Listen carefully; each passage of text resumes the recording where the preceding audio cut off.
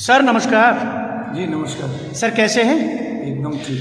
Hello my dear friend, this is Shiva Rathore. Shiva Rathore from Nishchal Pairy series. My dear आप देख रहे हैं एनपी न्यूज निश्चल पैरी। निश्चल पैरी में हमारे सभी व्यूअर्स का हार्दिक स्वागत है। बट माय डियर ब्रो, आज हम जिस सक्सेस से रूबरू करा रहे हैं ये है जनाब उदय प्रताप सिंह, और ये Bharatiya Janata party right now representative ruling party in Uttar Pradesh. तो यूपी में ये जिलाध्यक्ष हैं बीजेपी से। और अभी मैं ये कहूँगा कि जो कांग्रेस को जो भारी सशक्त मिली है जो 3 राज्यों में, उनको लेके हम आज जनाब जिला अध्यक्ष जी से 2 बातें करते हैं। जनाब 2 मिनट की मैं बात कर सकता हूँ आपसे? जी। जो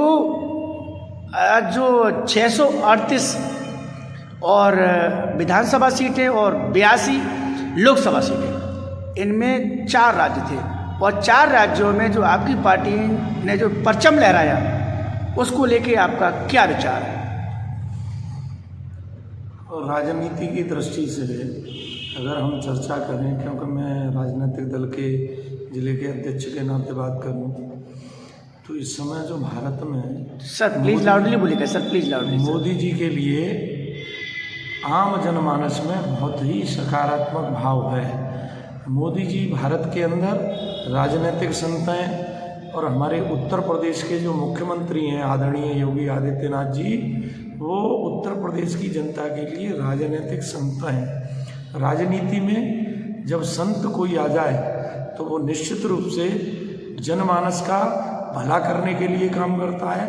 मोदी जी के प्रति लोगों में अच्छा भाव है। मानो हम मध्य प्रदेश जीते, शिवराज जी मामा के नाते उनकी जो योजना थी लक्ष्मी लाडली योजना, उसका हमें लाभ मिला। राजस्थान में पूर्ण बहुमत में सरकार आई, छत्तीसगढ़ में पूर्ण बहुमत में सरकार आई, तेलंगाना में जो मेरी पार्टी का केवल 1 विधायक था, आज हम वहाँ 5 से 10 के बीच में विधायक जीते हैं, और हमारा वोट का प्रतिशत जो 6 था वो 13-14 पे पहुँचा है। तो निश्चित रूप से हम सकारात्मक दृष्टि से और सकारात्मक राजनीति करने वाले माननीय मोदी जी, जो अपने भाषणों में कहते भी हैं प्रधानमंत्री कि मेरी 4 जातियाँ हैं। पहली जाति गरीब, दूसरी जाति किसान, तीसरी जाति महिला, और चौथी जाति नौजवान। और गरीबों में उन्होंने एक अच्छा अपना प्रभाव काम के आधार पर, और जो हमारी मोदी जी की जो जन कल्याणकारी योजना है उस आधार पर बनाया है। दूसरा जो हमारा विपक्ष है कांग्रेस, वो कहीं ना कहीं भारत के मानव बिंदुओं के, राष्ट्रीयता के, भारत की जो संस्कृति है और सनातन है उसके, इन सभी के विरुद्ध और मोदी जी के प्रति नकारात्मक भाव रखता है। इसके कारण अन्य विपक्षियों को भारत की जनता ने बिल्कुल नकार दिया, और मोदी जी ने अभी के जो 3 चुनाव जो भाजपा के पक्ष में आए, 4 राज्यों के परिणाम में से 3, और चौथे में भी हमारा प्रतिशत भी बढ़ा है और हमारी ताकत भी बढ़ी है, हमारे विधायक भी बढ़े। तो कहीं ना कहीं मोदी जी के प्रति लोगों में विश्वास है, विश्वास जगा है। और मोदी जी के प्रति क्यों जगा है कि भारत पहले 11वें नंबर पे था, 12वें नंबर पे, आज हम 5वें नंबर पे पूरी दुनिया की शक्ति बने। मोदी जी ने कहा है जब मैं तीसरे कार्यकाल की शपथ लूँगा तो भारत दुनिया में तीसरी बड़ी शक्ति के रूप में उभरेगा।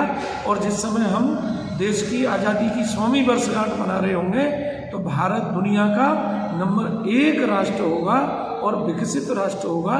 तो मोदी जी देश को आगे बढ़ाने का काम कर रहे हैं। भारत की संस्कृति को, भारत के सनातन को, भारत की परंपराओं को, भारत के मानव बिंदुओं को आगे बढ़ाने का काम कर रहे हैं। विरोधी माननीय मोदी जी को गाली देने के अलावा, भारत की नीतियों को गाली देने के अलावा, भारत का दूसरे देशों में जाके विरोध करने के अलावा राहुल गांधी करते क्या है? तो लोगों ने उन्हें पूरी तरह नकार दिया है। और आने वाला जो चुनाव है 2024 का, तो मोदी यानी भारत की गारंटी, मोदी यानी मुमकिन, मोदी यानी गारंटी, मोदी यानी आने वाले लोकसभा चुनाव में मोदी जी के नेतृत्व में, मोदी यानी अब की बार भाजपा की 400 पार। तो इस बार भारतीय जनता पार्टी लोकसभा चुनाव में पिछले 3 चुनावों से सबसे बेहतर प्रदर्शन करने वाली है, और पूरे देश के अंदर भाजपा की 400 से ऊपर सीटें आएंगी।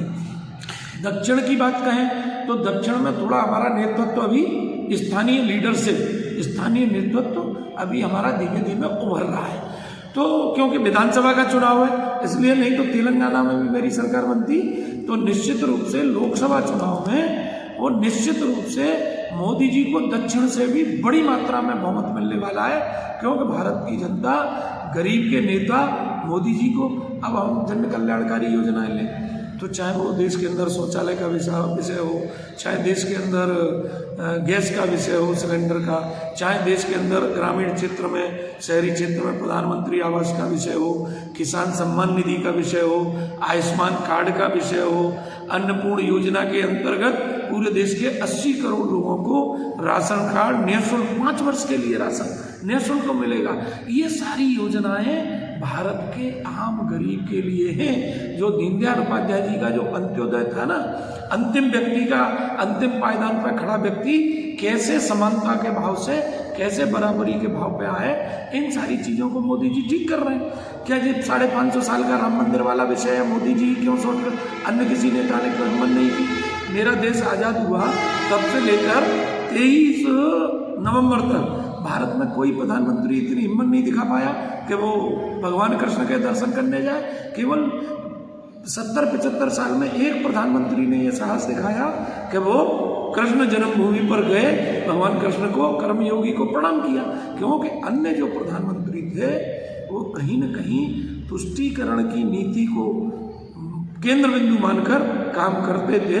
मोदी जी सबका साथ, सबका विकास और सबका विश्वास इसी आधार पर काम करते हैं। इसलिए मैं जनता का आभार प्रकट करता हूं कि इन्होंने सेमीफाइनल में फाइनल की आगाज छोड़ दी है। इसलिए आने वाले समय में पूर्ण बहुमत की भाजपा की सरकार मोदी जी के नेतृत्व में बनेगी।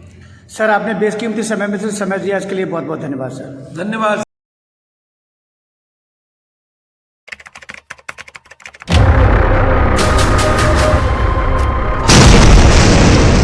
विस्फोट में 5 लोगों की जानें चली गई हैं और कुछ लोग गंभीर रूप से घायल हैं। बम विस्फोट की जांच के लिए आयोग बढ़ा दिया। मेरी आपसे गुजारिश है कि आप जाकर उनकी कुछ मदद करें। हम मिशन कश्मीर को हर हाल में फतेह करके रहेंगे, चाहे हमें कितनी भी कुर्बानी क्यों न देनी पड़े। अब क्या भाई, पर देखिए हिंदू मुस्लिम राइट्स, दंगे, फसाद, तबाही, कोहराम और तब हमारा कश्मीर आजाद और उस अखंड भारत के टुकड़े हो जाएंगे।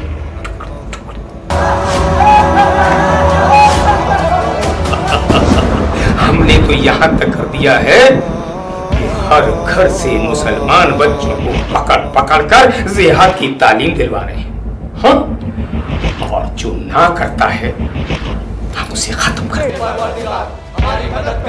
कल ही सूचना मिली है कि सूचना तंत्र के एक अधिकारी का गेम बजा दिया गया है। कैसे हो मंत्री जी? क्या उन लाशों को गटर में डलवा दे, सड़ जाएंगे। कौन पूछता है? आपकी काबिल तारीफ है जनाब।